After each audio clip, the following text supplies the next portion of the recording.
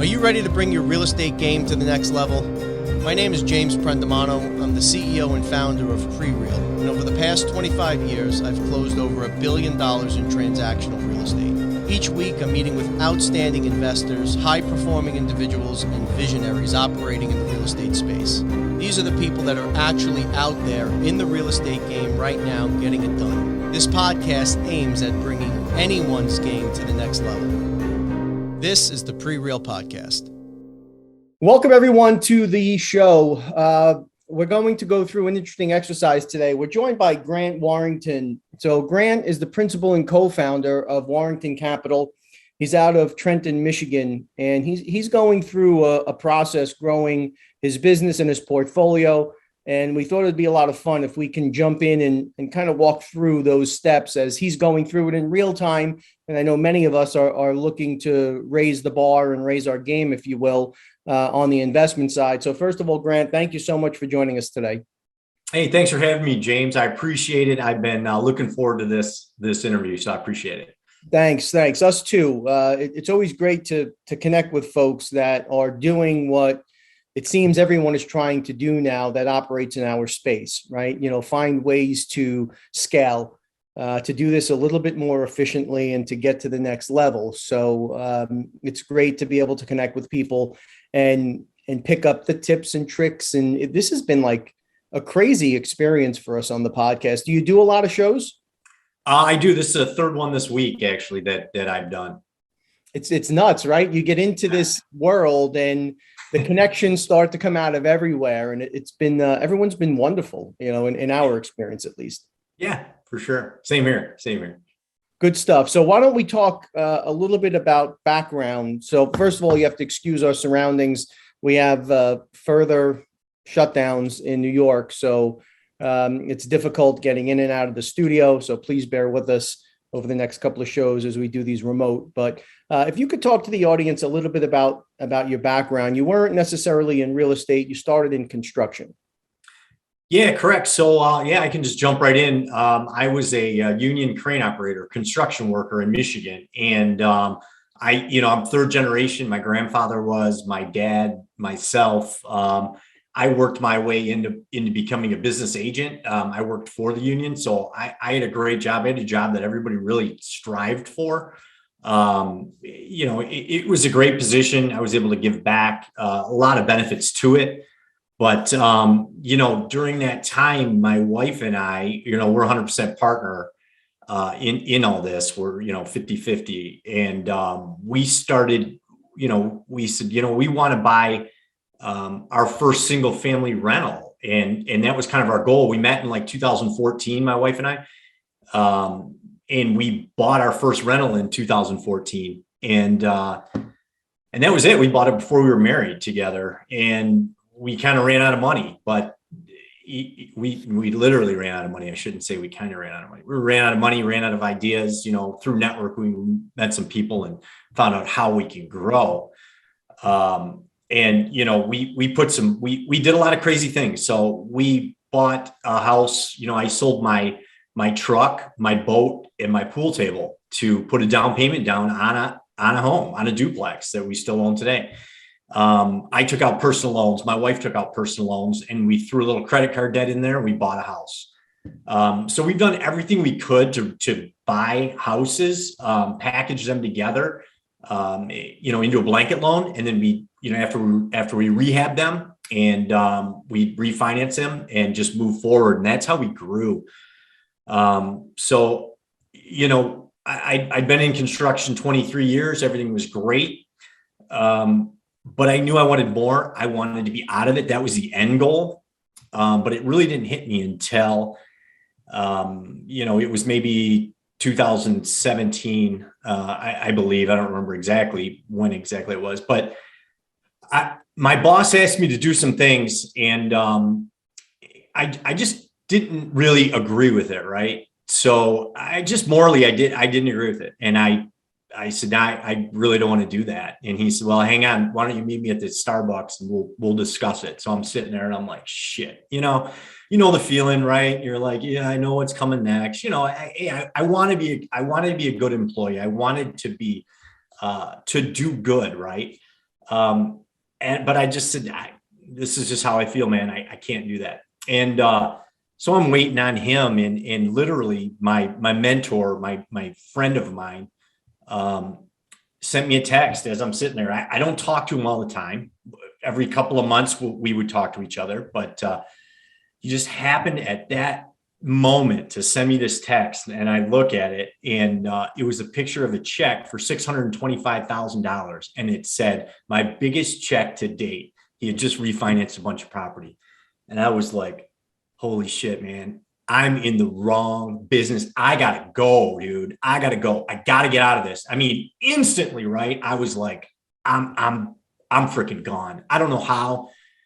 It's one of those things that you know it, but you don't have to know how you're going to get out of that job, right? But I knew I was gone, and I'd say 3 months later, I was working for him full time. He needed a director of operations for his property management company. I ended up overseeing like 800 units total, including ours, and in northeast, southeast Michigan and northern Ohio, and that was it. I was gone. And that taught me though, I could quit that good job. I could give up that pension. I could give up healthcare. I could give up all these things that I had that my whole life I was programmed and told, "Oh, you can't quit, man. Look at what you got. You can't, there's nothing you can do." And I quit, and I went, wow, I can. I mean, so that changed my mentality. And then that property management job, I told him I'd give him 2 months there. I'm sorry, I'd give him 2 years, and about 16 or 18 months into it, we bought a 20 unit. We were at 30 some units at that point. And I didn't have any time, and I was just working day and night, man. And my wife's like, "Listen, 11 months, you're going to quit," and my wife just counted it down. I was already a realtor. And so my wife said, "You're going to sell residential real estate." And I'm like, "Yeah, that makes sense. Everybody knows that I'm in real estate. We were buying and selling for ourselves. So it made sense to do that." But I was starting from zero, from nothing. So when I quit that property management job, I went to making zero. So I consistently took pay cuts to get closer into full-time real estate. And that's what we did. And, I quit that job with $18,000, the second job with $18,000 in the bank. That was it. I mean, we owned rentals, but we were putting all our money back into the business. So we had to make some big sacrifices. That's what we've done through the years. But, it was crazy. We probably didn't do it the right way, but that was 3 years ago or so. And we're still here. And this month, January, we're going to be financially free. We're going to start actually taking some bigger draws on our properties, just because we're set up now to do that. So we're finally now realizing that financial freedom, which is fantastic. That's amazing. So a lot of ground to cover there. It's funny how we get signs. Like I'm a big believer in that, by the way. Like that text coming in that moment with that check, with those circumstances. Yeah. I'm a big believer in the universe all ties this together one way or another. And for you, comfort is like the biggest enemy of progress, right? When you have a decent job and you're comfortable, it's very difficult to trade that in and to trade in the surety of a check in order to go out to the complete unknown. And you see, I call them the TikTok investors. You see these people that are all flash and pizzazz and they look great on social media. But that's not what this business is about. Like this business it is tough. This is a grind of a business, man. This is not easy. Yeah, that's for sure. We found that out. I'll be honest with you, man. We've sat like Monika, like I said, is my wife, and we're both 100% in this together, which is fantastic. And we'll always tell each other, like, you can't have a down day. Today's my day to have a down day. And that was our rule. Like, you can't be down, man. I'm down today. So you need to pick me up. And I remember back in the early days, we we would look at each other. You know, you got to imagine, we told our family, hey, we're quitting our jobs, right? And you know, we didn't get a lot of negativity, but you know, everybody's looking at us like, what in the hell are you guys doing? And we would say to each other, like, hey, is this going to work? And I'd look at my buddy and I'd go, he did it. I mean, he had one single family home and he did it. Look where he's at now. It's gotta work. So it was a grind. It wasn't easy. I remember one quick story. I was in Lowe's parking lots. This is early on. We maybe had six single family rentals at that time. And I was in Lowe's parking lot in Allen Park, Michigan. And it was December 17th. And I was soaking wet. I worked all day and now I'm picking up material for the rehab. We had a contractor, but I had to get the material back then. I'm soaking wet. I'm sitting in the car and I just broke down, man. And I could still feel the emotion today talking about it. I broke down, dude. I was bawling and I'm like, is this worth it? Is it really worth it? Well, I could just quit and be done with all this bullshit. And so I said to myself right then, I put a note in my phone, in my calendar, to go off every year at that time, that exact time, with a question: is this worth it? Because I knew if I didn't quit, that Grant Warrington is going to be in the future getting this calendar message. I knew that sitting there. I thought, in the future, you're going to get this message and you're going to remember back to what you felt and where you were at. And you're going to laugh, you know, or cry.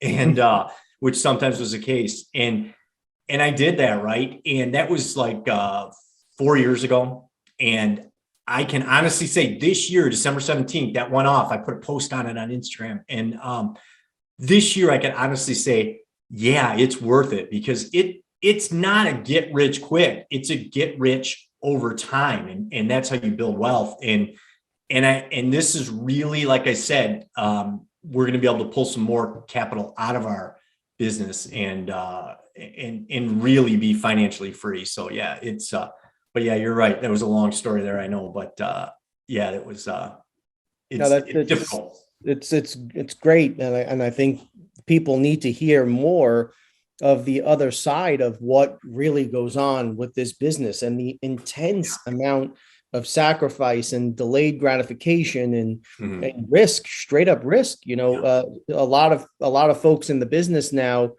have seen one market, right? This market has been rock solid for as long as I can remember. I've got in the business 25 years ago, 26 years ago. Wow. So I've seen a couple of markets come and go, and I understand what it's like. And I just had a discussion with a young associate the other day, explaining as they were looking at a potential syndication, and you know, the numbers to me were a little bit tight. They were a little scary, and you know, the rationale was, well, we won't lose our money. Maybe we can't get it out at that point, but we won't lose it. And I said, look, man, I've seen markets where it doesn't matter how good the deal is. It doesn't matter how well it cash flows. It doesn't matter how strong your sponsor is. There's no debt available, period. You cannot get out of debt and restructure, right? If you need to refinance, a lot of the loans now are these 3 and 5 year notes. And you've got to recast the debt at the end. And everyone's assuming, well, in 3 to 5 years, rents will be up another 30% and, you know, rates will still be low. So of course we can No, that's not how this thing works. And a lot of people have been calling for rate hikes for a long time. We haven't. We think it's now. Where we've gone out and said it, and we will continue to say it. We feel that the next 2 years is going to see a significant, steady series of rate hikes. We're watching the 10-year, year over year. Last year, it was the biggest increase since 2013. This year, it's cracked 1.6. It cracked 1.7. The signs are all there, right? So there's not. It's not always this wonderful market that we're in. So we caution people to be aware of these things, and there is risk out there. And again, we saw deals where there was a portfolio in particular that was 2 condo projects that were, one of them was completely built and ready to be sold, and the other one needed maybe $3 or $4 million to finish. The debt service between the two projects was 84 million. It was such a no-brainer what the note was being offered at. We knew the note could be bought for about 25 million bucks. The sellout between both buildings conservatively was 150 million. This was just a win, win, win, win, win. And of course, we underwrote it as a rental just in case. And man, for almost 16, 17 months, we couldn't find any lender that was willing to come in and backstop that note. Now, this was after the '08 crash, right? So there was a bit of an anomaly there. But we're in another anomaly right now, and we don't know what debt's going to look like in a couple of years. Yes. So as you're making these investments and you're out there making these moves, people don't quite always appreciate the immense amount of risk that we take in this profession that we have chosen. I think your story is really unique in a few different ways. So you mentioned this mentor. At that point, was there anyone else in real estate that had been influencing you, and how did this mentor come to be a mentor if you were a business agent at that point? Sure. So I just to let you know, I got into real estate. I've always been interested in real estate since my early 20s. Read books. I bought Carlton Sheets. If you remember Carlton Sheets, I bought his program. Read books on it, and in 2002, I ended up buying 2002, 2003. I ended up buying 3 single family rentals. I paid way too much for them. I didn't know anything about it. I wasn't mentally right to do that in my personal life. I didn't have any knowledge to do it. Everyone ended up owing me $5,000 each tenant. I didn't know how to manage, how to evict. I didn't know any of that. And it was a nightmare. So I had to declare bankruptcy. I gave that money. I gave the homes back to the bank. They were in great condition. Gave them the keys. I was the only investor in it, and I was out. So fast forward, I always knew I was going to get back into it. Fast forward, my wife and I, she was my girlfriend at the time, we made the decision. We both had this passion about it. We knew we wanted to do it. So we got back into it. We buy one single family. And then basically we're out of money. So I go to a networking event. My wife didn't go to this one, but I go to a local one, and I'm like, I might as well go. I mean, I don't know what else to do. We're new in this business. Bigger pockets is the only thing I had to, help me in the beginning. Sure. And so I went to a local RIA, and I see this kid sitting there, and he had a hoodie, just wearing a hoodie. And he was young, man. And there was like 10 or 15 older people, in their 50s, all standing around him. He's sitting down. They're all standing around talking to him. You can see they all wanted to talk to him. And I'm like, man, who's this kid? I mean, you could tell, like, this kid, these people want to talk to him. So I went up to him. Long story short, we had a coffee. I think at that point he owned 60 units, maybe. He was maybe 32. And, we hit it off, and he gave me 5 things to do. And people asked me, what were the 5 things he told you to do? And I don't remember. I've asked him. He doesn't remember either. But he said, hey, do these 5 things, and come back to me or whatever. And I came back to him, and he's like, you're the only person that's ever done that. You're the only person that's ever done what I said. And I'm like, well, I just don't know any better. I'll do whatever you say. So, and I did that. He would tell me, hey, here's what I did. I took on some big risks. Sometimes it's hard to sleep at night, but I took on personal debt, credit card debt. I did anything I could to get my hands on money to grow. Yep. And we said, you know what, we're going to do that too. And that's what we did. We just followed in his footsteps. And the funny thing is, if you want to fast forward to today, 3 months ago, I rode in his helicopter to an apartment investing event. Apartment Association of Michigan held an event and at an airport, and we landed his helicopter, and some of these guys there had some had 3,000 units. My buddy's got, I think, 800 personally owned, and some have 3,000, some have 20,000, and one had 60,000. And they were showing us their jets. And it was amazing though, because, you say that, but people are like, those same guys are like, well, how many do you own? I'm like, well, 41, my wife and I, and they're like, that's fantastic. Keep going. This is the best thing we've found to be able to build wealth. So it's just cool getting in that kind of a room and getting around those kind of people. It really shows you what's possible.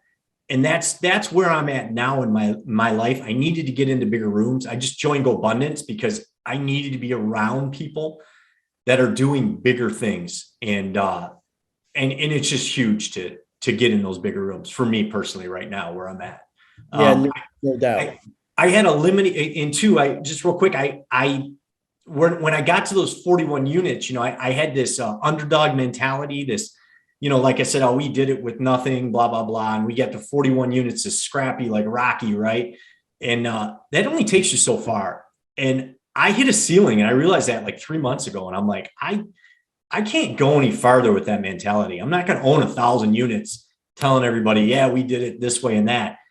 That needed to change. My story needs to change, and it all starts here, right? So I knew that. And that, again, that leads me back to GoBundance, but that's why I got involved, because I need to change my story, and that brings me to where I'm at today. So your 41 units that you own with your wife, do you have any other partners there? Is there any GP, LP structures? No, just us. We're the only one, just us two own it. All right. So you realize that owning 41 units where you don't have, because that's another little thing that you learn in this business, right? I've met a lot of folks that own 1,000, 2,000, 4,000 units. And when you dig in a little bit, I guess owning 1% of those 4,000 units means you own 4,000 units. And I'm not knocking that strategy. There is a massive amount of equity and wealth you can build through that type of investing. Where I rub up against it a little bit is when there are the operators that have a bit of a chip in their approach, and they are not necessarily the most helpful folks. And that's where I have a little bit of a problem with it. So do not in any way feel owning 41 units with just you and your wife is anything short of friggin' outstanding, man. That is absolutely tremendous. Congratulations on it, and good for you. That's a huge accomplishment. Thank you. I appreciate that. Thank you. No, it's no need to thank me. I mean, that's just a fact, man. That's a big deal. So those 41 units, what was the structure like? Were you focused on the cash on cash return? Were you focused on the delta between your debt service and expenses and your gross? What was the motivating factor for you in these 41 units? What's the secret sauce that makes Grant go, that's a deal, let's do it? Yeah. So with us, basically, we would just run numbers on it like anyone would for the single families. And then I think we got to 11, those single families. And my wife's like, if we want to make $10,000 a month, let's say $100 a door, easy, right? We'd have to buy 100 single family homes, right? And and I'm like, I can't do that. That is so much work. We're just putting everything into it. So we're like, let's start buying apartment buildings. And we're like, all right, well, let's buy books. We'll transfer to apartment building podcasts, things like that, apartment podcasts. And that's what we did in 2017. And I had an investor call me and say, hey, pick a house out. I'll buy it for you. And I'm like, man, my whole investing career, I waited for something like that to happen. And I had to tell him, I go, I'm sorry, we transitioned out. We're not doing those anymore. We're going to be in apartments. So basically, what did we look for? How did we tell this is a good deal? If it was a good deal, we'd run some preliminary numbers, and if we could afford it and they were willing to sell it to us, that's how we bought it. I mean, that's basically it. Like the first one, how I found the first one, I started telling everybody we're buying apartments now. I told everybody. I felt like an idiot in the beginning because we didn't own any apartments, but I told them that's what we're doing. And I told the city inspector at one of our single families, and he said, hey, why don't you call this woman? She owns a bunch of properties. I called her, and she said, why don't you call this guy? He owns a 20-unit apartment building. And I actually knew who he was. So I went into his store and I said, "Hey, I'd like to buy your building." He said, "All right, how much?" And we, we couldn't really come to terms. We walked away from the deal, and a year later came back to it. And it was 20 units, $625,000. And in my hometown, which is a great blue collar hometown, I think his average rents were $480. So we knew they were incredibly low. This was, we closed on it January 2019. So $480, incredibly low. It's a long story there. I won't get into all that, but he lost it in taxes. We ended up getting it back helping him get it back so he could sell it to us. It was a mess. So we thought we knew we could get rents up to 650 or whatever it was. I forget at that point. So we knew this was going to make money. It just needed so much work. So long story short, 480, 16 months later, we actually bought it on a land contract, seller financing. That saved us a ton of money because we didn't need all of the money for the bank, appraisals, things like that. So it saved us money there. We had the down payment. We had some other rehab costs, but we borrowed $50,000 from a private lender. And we were in business. And then what we had to do though is all the cash flow that came in, we had to put that back towards rehabbing. And that's why we couldn't take money out for ourselves. So yeah, we own property, but we were poor. It's just the way it was. So the great thing is we bought it for $625. So we put $125,000 down. 16 months later, we refinanced it and we took a loan out for $800,000. So we got a check for $300,000. So that was awesome. So we put a little more back into the building. We paid off plus the interest to our investor. And then we took all of that money, all the money we had in the deal now was in this check. And we actually I found another building off market and we bought that 11 unit. And that was our second building. So that's how we did it. So when you say, what did you go through? We really put some numbers down. We used Michael Blanc's deal analyzer and it made sense on paper. Now today, the rents are, they're a touch low right now. It's winter and we're going to go a little more in the spring, but we're at 815. Our rents are at 815. So we're proving the 815. We're going to go for 845. I mean, rents are just going crazy, but that's with a rehab unit. Every single one of these units needed to be rehabbed. They were in rough shape. Water leaks were everywhere. It was really a nightmare, but now it's a really nice place to live. So we're really excited about it. That's great, man. So who's handling the day-to-day management and the leasing of the units? Are you self-performing that work? Yeah, that would be Monika Warrington. That would be my wife. Yeah, she's like I say, when I say we're in this, we are. She handles, takes the phone calls. She's a leasing agent. Handles scheduling, maintenance, rehab work. I'm in charge of acquisitions, dispositions, anything to do with the loans, finding the mortgage broker, things like that, major construction, finding contractors, but she handles the day to day, takes all those shitty phone calls, and does all that part of it. We're at a tough time because around 40 units, and this is another thing that's great I always say, try to find somebody 10 times ahead of where you're at. So if you got one unit, find somebody with 10 units and see what they're doing, what they did. And, the great point is, my buddy has told me like, hey, when you get to 40 or 50 units, you're going to have a problem. That's where most people stop self-managing. They don't grow anymore. Because it's right around that point, you're going to need to start adding some people because it gets too difficult. That's why I asked. Yeah. And that's where we're at. We're right at that point. Now our goal is to put 16 units on, another 16. I want to buy a 16 unit building this year.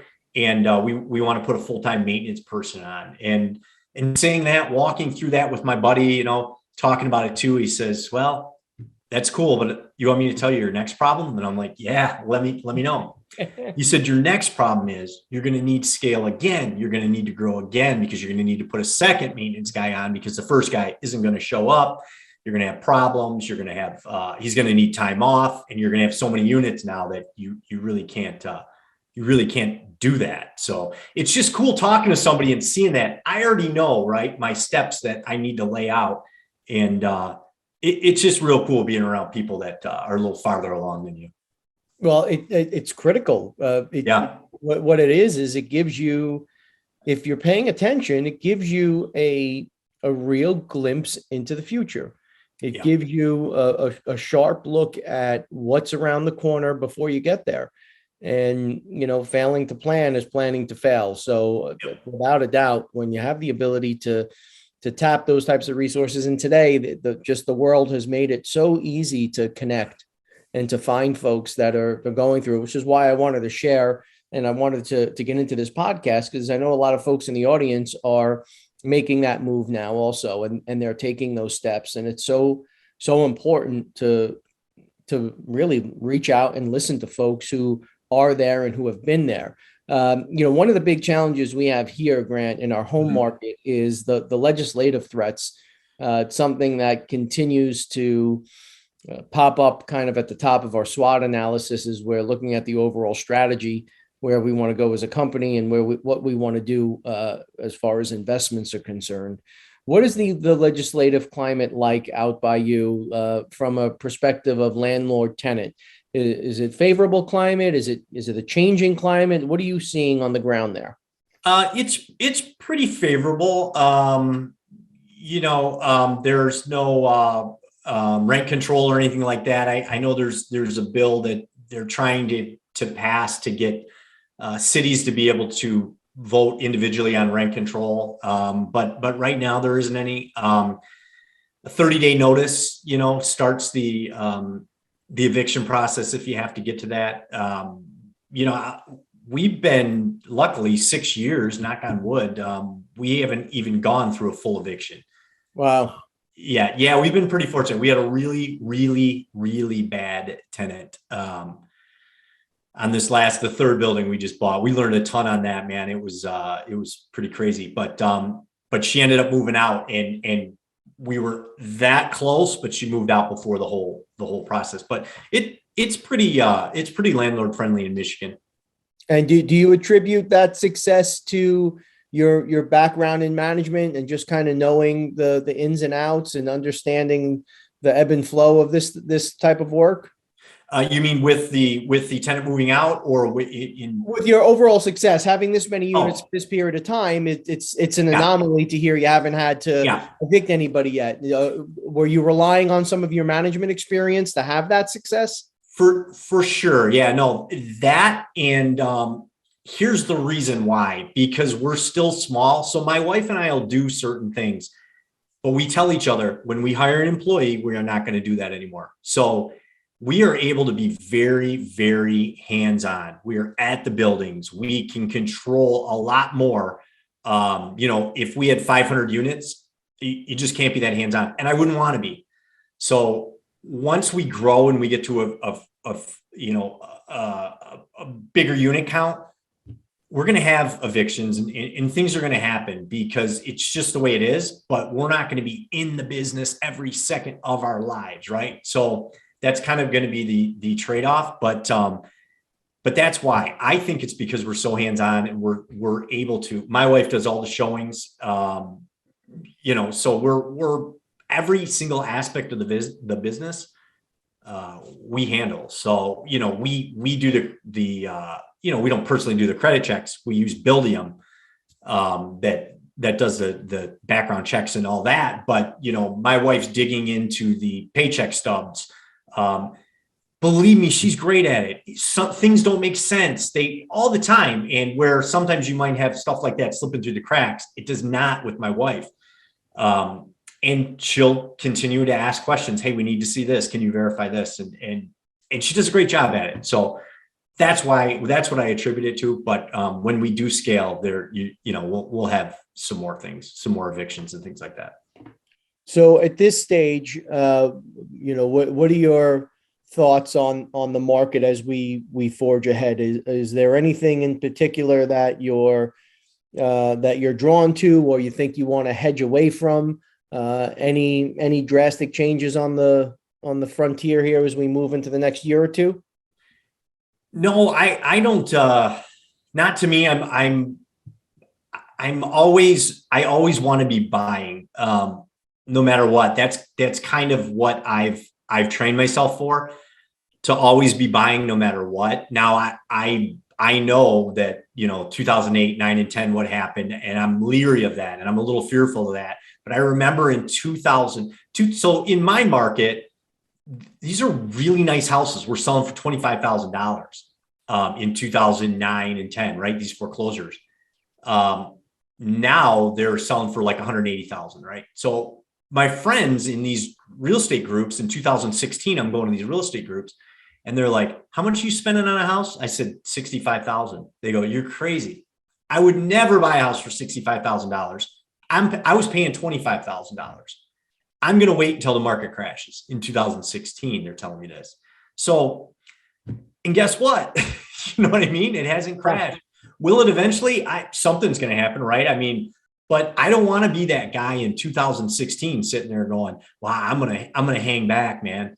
I got to be buying, and but I got to be buying in a safe way, that if something does happen, that I'm not out on a limb. And that's something I talked to with my friend too. And he's like, I know how you guys buy. I see what you do. And I know you guys are doing things safely. And I tell him, yeah, one of the reasons we're being safe, and we've been safe through our career, is because we had no money.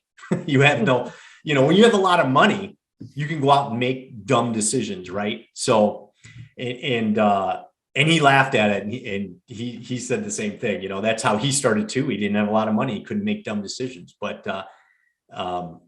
yeah, we want to continue to be buying no matter what happens, I guess, is the goal. So in order to time the market, I don't believe that there's any such thing as actually timing the market. As you're saying, you have to be in it. You've got to be buying and building a portfolio through a number of different phases of the market. It's the only way to be balanced.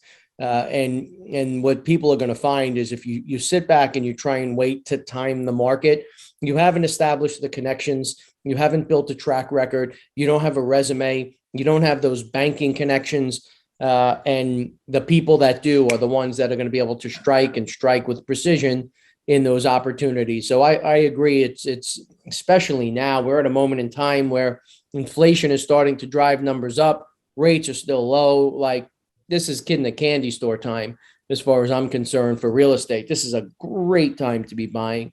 I noticed that on your site, Warrington Capital, you're looking towards syndications in the future. Before I let you go, could you just spend a minute or two talking about what the idea is, what type of assets you're looking for there? Yeah, we are, we've always had in 2017, right? We said we're getting into apartment buildings. And then at some point there too, we said, we're going to syndicate.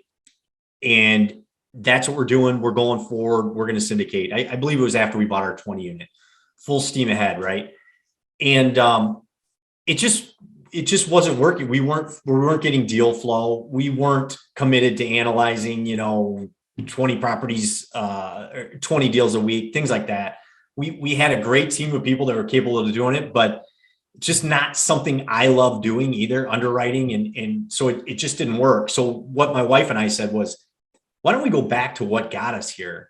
And that was like playing small ball, right? If you will, like single families is how we got started. So we said, well, let's just take what the market will give us. We bought an 11 unit.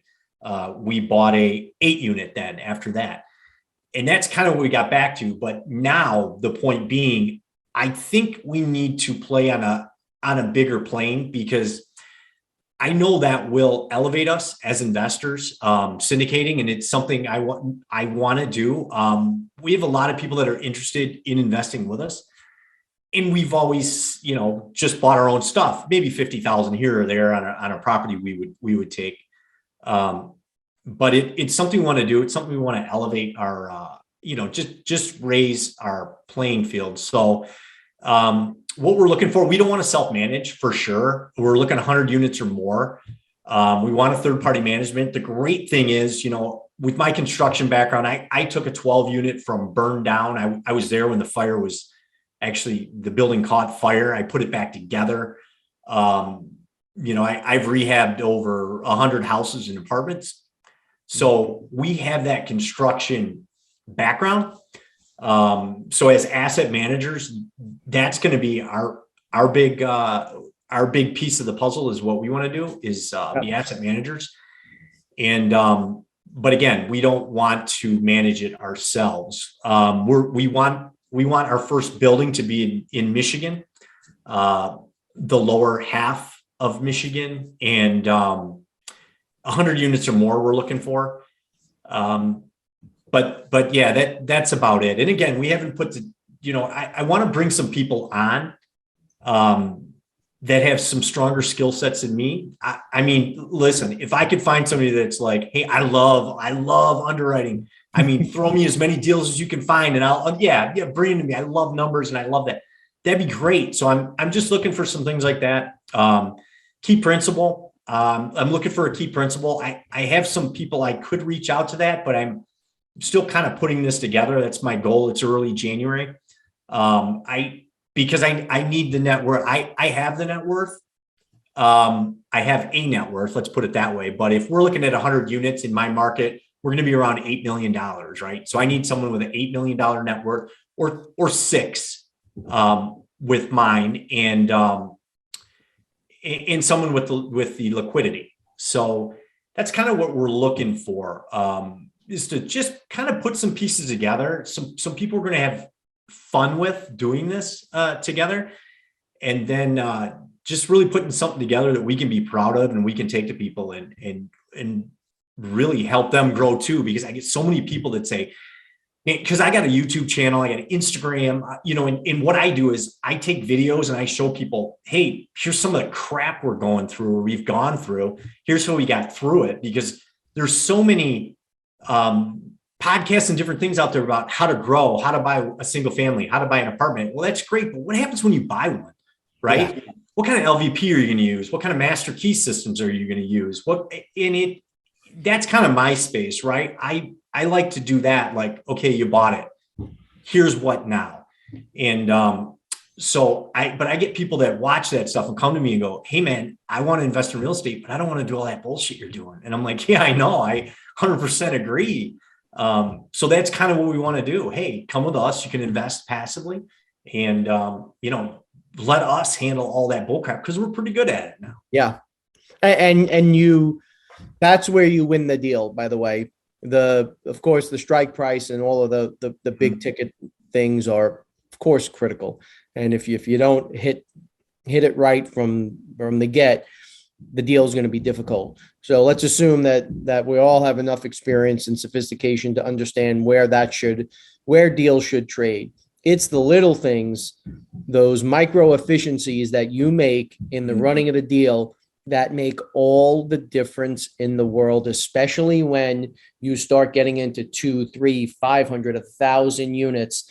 You can make an adjustment here, or you could tweak something there that leads to even a couple of bucks a month in additional revenue. When you carry that out over a big portfolio, man, you're talking real money, big time stuff.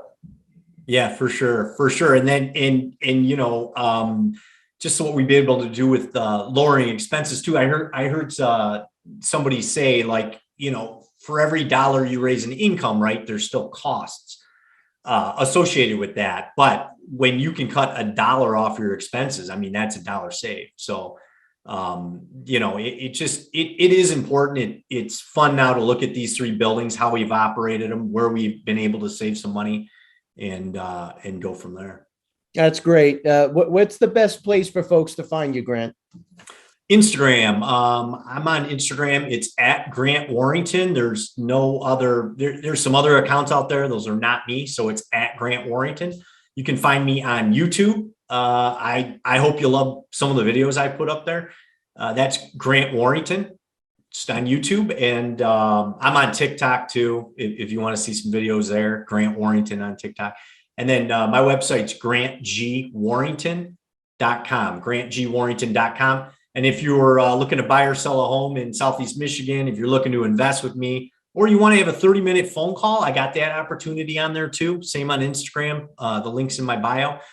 You can schedule a phone call, free, 30 minutes. We can BS. It's, my whole goal is maybe I can help you, your listeners get unstuck in real estate if there's something they need to talk through, work through.